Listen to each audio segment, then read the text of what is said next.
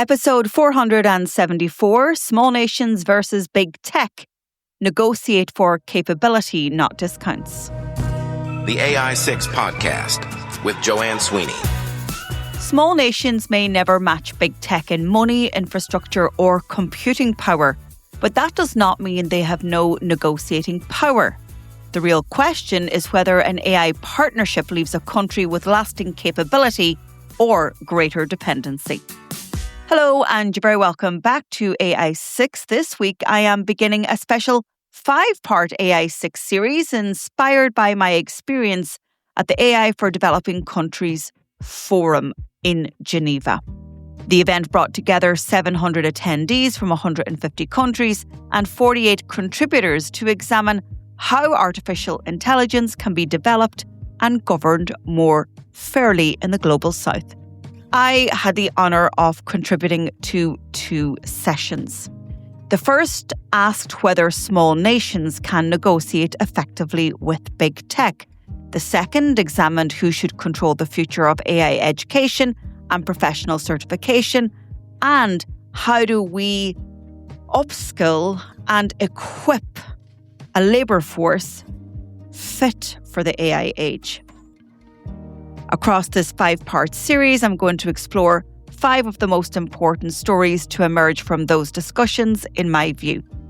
I look at how small nations can negotiate for capability, why governments must plan their exit from technology partnerships before entering them, who should decide what qualifies somebody to work in AI, and why the AI workforce will need much more than developers.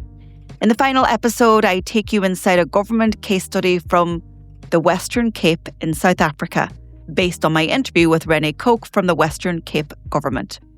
But today, I want to begin with one question.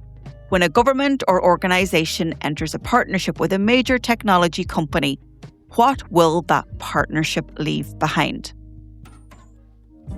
Most technology negotiations begin with the product. So what does it do? How much will it cost? How quickly can we deploy it?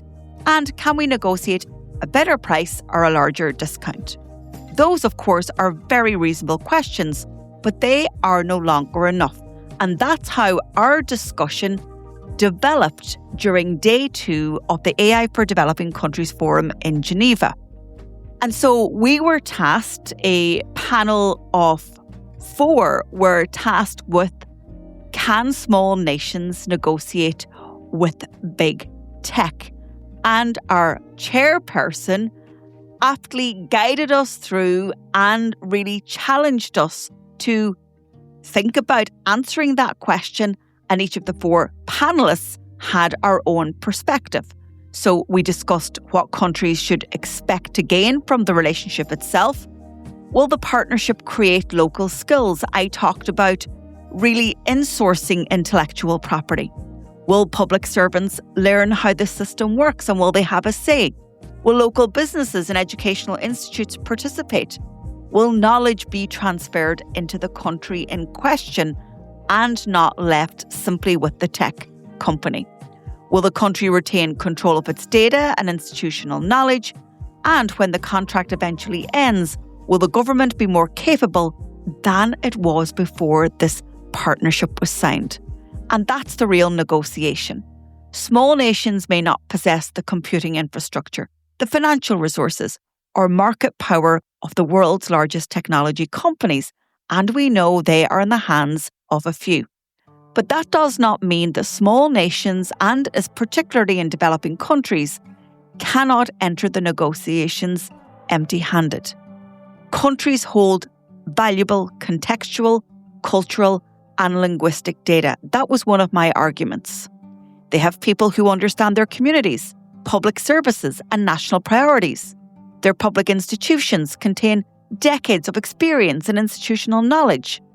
Big tech, yes, are providing the platform, the infrastructure, and often the technical expertise, but it does not automatically possess that local understanding or the data behind it. And that gives smaller nations valuable negotiating power. But also, that's the value proposition of any AI model, the context and the data, and the localization of it. And so the objective should not be to reject partnerships with global technology companies, as the panel argued. Many governments will absolutely need those partnerships, but the objective is to enter them with a clear understanding of what the country wants to build for their people, what it's willing to share, and what it must absolutely retain. And during that discussion, I made the point, what small nations are negotiating today could set the trajectory for the next 30 years. That is because these decisions are not simply about the software being purchased today. They influence where future knowledge will sit. They determine whether public institutions develop their own AI capability or remain dependent on outside providers. They shape whether local workers and companies participate in the value being created. And they can even determine whether a government will retain the freedom to choose a different provider in the future. Now, the session has been written up by the wonderful team at AI for Developing Countries, and I have linked the article in the show notes and also in the blog post associated with the podcast. That's it for today's show. If you're ready to turn these insights into skills, here's how I can help. Get your copy of my book, AI Playbook, on Amazon. It's the perfect companion to the show. For weekly AI strategy, subscribe to my newsletter, Human in the Loop, on LinkedIn. Or if you want to take the next big step, you can take our CPD accredited professional diploma in AI. Maybe you need something more tailored for your organisation. You can book a call in my calendar at digitaltraining.ie. Or if you work in government or public sector, go over to publicsectormarketingpros.com. If you found this episode useful, please share it with a pro that you know. And I'd love to read your comments on Spotify. And if you can, take a second to like, rate, or subscribe wherever you listen. It really helps the show. This is AI6. I'll talk to you on the next episode.